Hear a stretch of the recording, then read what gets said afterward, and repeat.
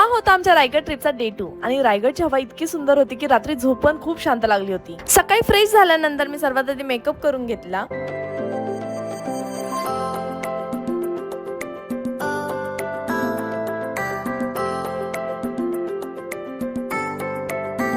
त्यानंतर आम्ही नाश्ता करून घेतला आणि नाश्त्यामध्ये होता गरमागरम उपमा आणि मला उपमा इतका जास्त आवडला की मी डबल घेऊन खाल्ला. नाश्ता करून झाल्यानंतर आमच्याकडे बराच वेळ होता, सो आम्ही विचार केला की एक रील शूट करूया आणि मला जी रील शूट करायची होती त्याच्यामध्ये बरेच मेंबर्स लागणार होते आणि सगळे रेडी सुद्धा झाले होते. ही रील शूट करताना आम्ही खूप जास्त धमाल केली. त्यानंतर आम्ही आमच्या नेक्स्ट स्पॉट साठी निघालो बसमधून आणि वाटेतच आम्ही घेतल्या या छोट्याशा पेप्सी जे खरोखर लहानपणीची आठवण करून देत होत्या. मग आम्ही आमच्या नेक्स्ट स्पॉट वर पोहोचलो ज्याचं नाव होतं वाघबे आणि ह्या लोकेशनला वाघबे यासाठी बोलतात कारण जर आपण लांबून बघितलं तर ह्यामध्ये वाघाचे 2 डोळे दिसतात आणि इथून व्ह्यू सुद्धा खूप छान दिसत होता. ह्या लोकेशन नंतर आम्ही नेक्स्ट स्पॉटला गेलो ते म्हणजे जिजाऊ माताची समाधी. ह्या समाधीच्या स्पॉट नंतर आमचा नेक्स्ट स्पॉट थोडा लांब होता. मग आम्ही बसमध्ये बसलो आणि ऊन खूप जास्त होतं म्हणून सगळ्यांनी मस्तपैकी कलिंगड एन्जॉय केला. त्यानंतर आम्हाला तिथे पोहोचेपर्यंत खूप उशीर झाला होता म्हणून आम्ही एका हॉटेलमध्ये थांबलो आणि लंच करून घेतला आणि लंच साठी जेवण पण खूप मस्त होतं.